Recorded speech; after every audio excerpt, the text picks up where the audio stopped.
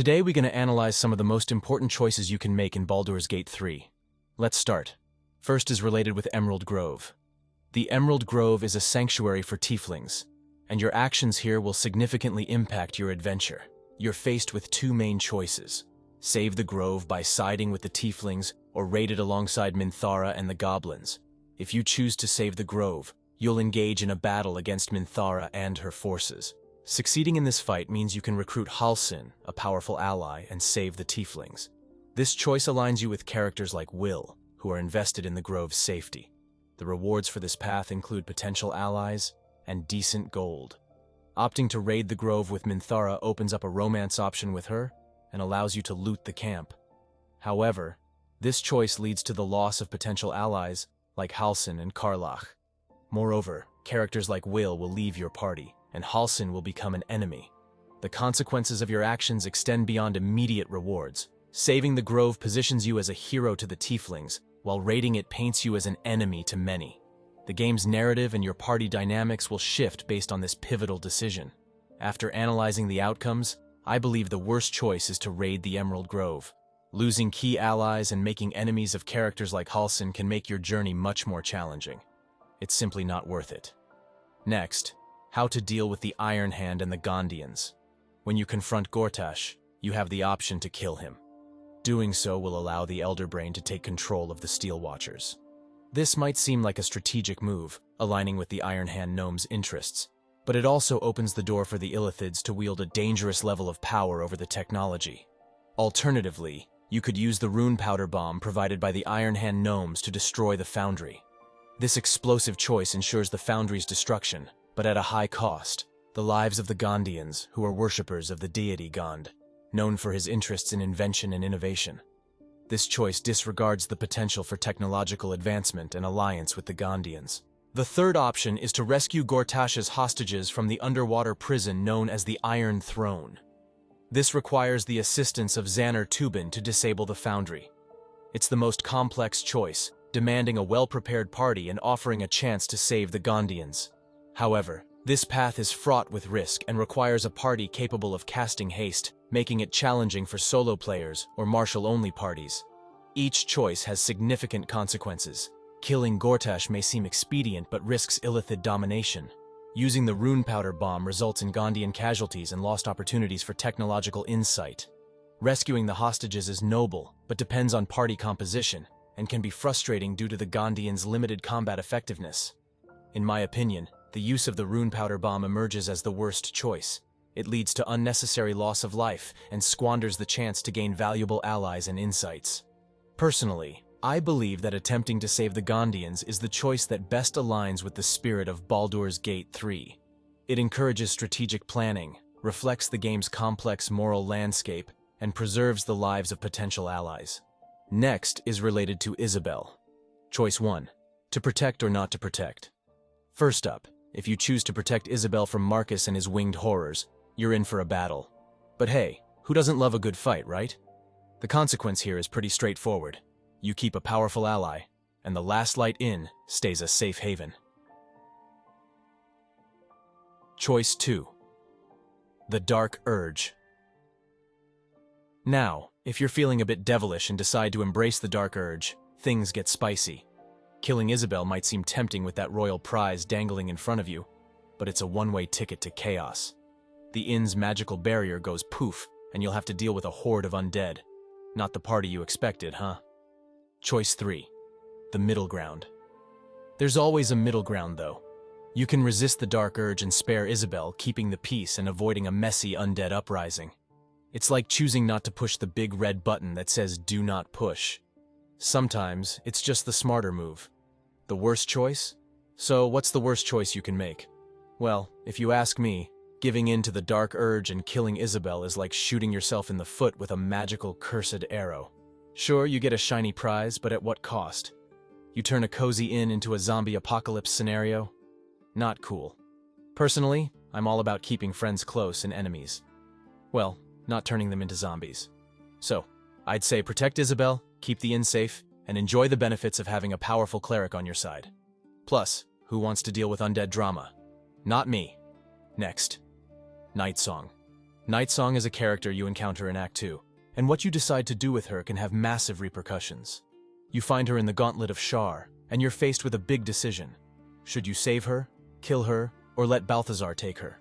Choice 1. Save Nightsong. If you choose to save Nightsong, you're essentially siding with her against Balthazar. This choice aligns you with the forces of light and has significant implications for Shadowheart's allegiance. Saving her can help with the later battle against Ketheric Thorm. Choice 2. Kill Nightsong. Going down this dark path means you're eliminating Nightsong from the equation. It's a grim choice that will affect the last light in and cost multiple lives in the process. It's a decision that leans towards the darker aspects of the game. Choice 3. Surrender Nightsong to Balthazar. If you hand over Nightsong to Balthazar, you're playing into the Necromancer's hands. This choice can lead to a battle against Balthazar and his undead minions, which can be quite the showdown. Now, if you ask me, the worst choice?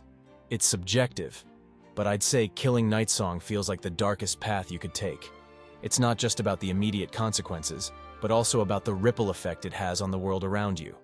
So, what's the verdict? My take on it? Well, I'd lean towards saving Nightsong. It's the choice that seems to have a positive impact on the world and your allies. Plus, who doesn't want to be a hero, right?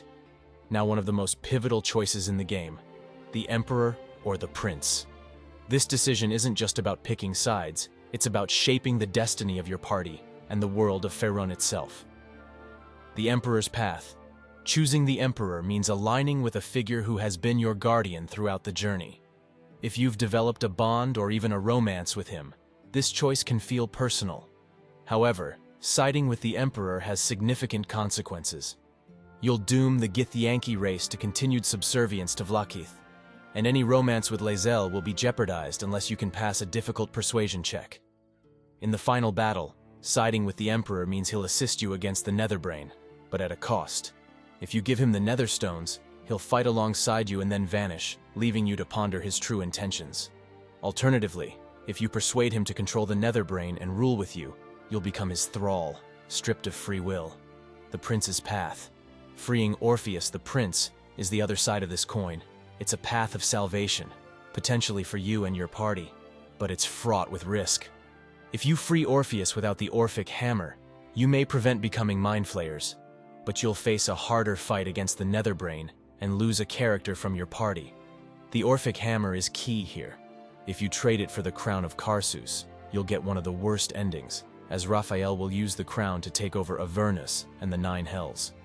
Stealing the hammer is the best option for those with high stealth, but be warned, Raphael is a formidable opponent. Trading the Orphic Hammer for the Crown of Karsus leads to a dark ending where Raphael dominates the Hells, which could be considered the worst outcome for the greater good of the realms. Next, to accept or reject the Mark of the Absolute. Accepting the Mark of the Absolute. First up, let's talk about branding yourself with this hot little number. Accepting the Mark means you're in with the cool kids, the true souls. You get access to some exclusive gear that's off-limits to the unbranded plebs, and you unlock extra role-playing options that can spice up your adventure. Now, the Mark is like that tattoo you can hide from your mom. It's on your palm, so you can flash it or stash it whenever you want. And here's the kicker. It doesn't mess with your mind or control your actions. It's all about opening doors, sometimes literally, and giving you a leg up with some sweet, sweet loot. But hey, not everyone's down for joining what looks like a cult, right? If you're playing a goody two-shoes character, you might feel icky about even pretending to side with the baddies. That's totally valid, and it's a choice that can shape your story in a unique way.